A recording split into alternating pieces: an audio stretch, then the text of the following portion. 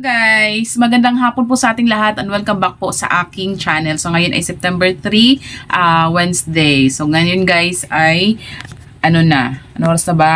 3:25 na po ng hapon. Ayun. So share ko lang guys kasi talagang hindi naman may iwasan guys na may mga customer talaga na nagkukulang sa kanilang dala. Like nagkulang sila ng piso, 2, 3, 'di ba? So dati kasi guys hindi ako pumapayag ng ganoon. Kaya lang syempre naisip ko parang mas nakakapanghinayang yung customer na bumibili na sa'yo, tapos hindi mo papagbigyan ng isang beses, 2 beses, di ba? Kahit pagbigyan mo sila guys sa mga ganun na piso, 2 na nagkulang. Kasi pwede mo naman siyang singilin pag bumili siya ulit, di ba?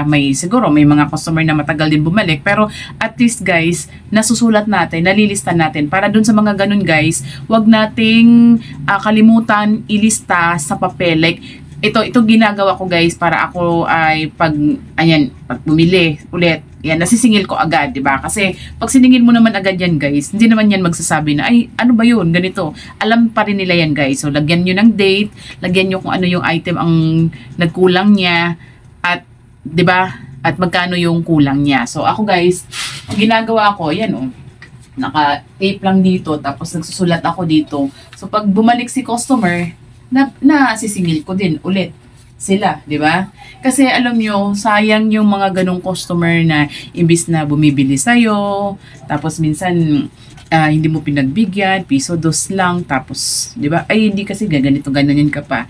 Eh, di ba? Hindi na bumili sa'yo, parang nagtampo, parang, napakasungit naman ng tindera na to, di ba? Parang ganon. So, mas mabuti guys na pagbigyan natin sila sa mga ganon. Kasi maliit na bagay lang naman yun guys, no? Kumpara sa customer mo na hindi na talaga bumili, di ba? Sayang yun. Sayang talaga yun guys kasi papansin mo, madalas na bumibili tapos ganyan ang gagawin mo dahil sa piso, 2, 3 lang na hindi ka pumayag, di ba? Wala na, hindi na bumili na sa iba. So, ganun. So, ganun sa akin guys kasi dati naranasan ko na yan guys, no? Kasi nag-ano ako na, ay kulang, ganito. Hindi kasi ako inano ko na yun guys kasi mayroon akong customers na hindi na bumalik. Siguro bumalik matagal, saka pa lang ulit bumili sa akin. Siguro nagtampo na, nagpahinga muna. So, ayun. Kailangan din guys, no, kung tayo ay mga tindera, dapat talaga di tayo nahihiyang maningil sa mga utang-utang kasi hindi pwede ganun ka tindera na mahihain ka kasi hindi ka talaga makakasingil. Ganon. So ako naman guys ay hindi ako marunong maningil. Ganon. Kasi pag like ganyan, may 2 kulang, piso. Sinisingil ko din talaga sila. Ay di ba may kulang kang 2, 3. Bawas ko na. Ganon. Dapat ganon guys. No? Huwag tayong nahihiya maningil kasi sayang yung di ba pagkakataon na makasingil ka, piso, 2, 3, di ba malaking bagay din yun. Di ba? So ganun dapat guys. Huwag tayong mahiya. Kasi, syempre, dun lang, ang kinikita na, alam naman natin, kinikita sa tindahan, piso, 2, 3, di ba? Mga patong-patong natin. Eh, kung hindi natin yun masingil, di ba? Lugi tayo, naghirap lang tayo. Do, nakuha lang natin yung tawag yun, yung puhunan, pero hindi tayo kumita. Yun. Yung mga bata maingay. So, yun guys, no? Dapat talaga, bawal, pag tindera ka, bawal kang mahiya. Dapat makapal ang mukha mo sa singilan. Ako kasi, ganun talaga ako eh. Natutunan ko lang din yan guys no, nung nagtrabaho ako sa doon dati sa Maynila. Nagtrabaho ko nila. Kasi meron akong yung kasama sa trabaho. Talagang yung na-appreciate ko yung niya na hindi siya marunong maningil. Di ba? Kasi may mga ganun talaga na, uy, yung utang mo, ganun siya. Ay, maniningil na ako. So, parang naano ko siya yung, ganun pala dapat. So, na-adapt ko yung ganun way niya. Kasi, di naman, wala namang na nagagalit sa kanya dahil sinisingil sila, diba, ganun. Syempre, office, bakit nagagalit ka? Sinisingil ka sa utang. Ganun lang naman yun, guys.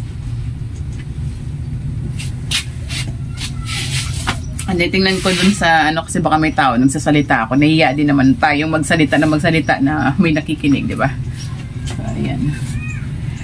So, yan ang init-init ngayon. Sobrang init, guys. So, sana may natutunan kayo dun sa ganun, guys, no? Pero siguro sa iba, talagang ayaw talaga nila magpautang pag kulang-kulang. Pero syempre guys, sayang din naman yun na bumili na madami na siyang nabili, tapos yun na lang ang kulang niya, piso dos, 'di ba? Ba't hindi niyo pagbigyan niyo, sayang. Kasi customer din yan, kumikita ka sa kanila na every time na bumibili sila. Kasi kung hindi mo pagbigyan, 'di ba, imbis na bumili sa'yo, wala na. Parang wala ka nang ini-expect na benta, kita galing sa kanila kasi nga hindi mo sila pinagbigyan dahil dun lang sa maliit na bagay na piso kulang ng dos na pwede mo naman silang masingil, di ba? Ayun. So akin lang to guys, kung sa inyo iba yung gusto nyo. Ako kasi nanghihinaya ako sa mga customer na gano'n na bumibili na sa akin tapos dahil lang sa piso dos hindi ko mapagbigyan, di ba? So akin lang yun guys. So pwede naman din nating, di ba, pagbigyan. So yun. So yun lang aking i-share guys, no? Kasi yun may naisip lang akong i-share sa inyo. Ano din yun, dagdag kaalaman din dun sa mga nagsisimula pa na nagtitindahan. Kasi doon tayo na doon tayo na natututo sa, lalo na pag tumatagal tayo sa tindahan, di ba? Kasi madami na tayong i-experience, mga nadadaanan, lalo na sa yung pagkikipag-ano mo sa mga customer, di ba? Yun, gano'n. So, yun lang guys ang aking sinishare. Maraming salamat sa panonood pa. Bye-bye.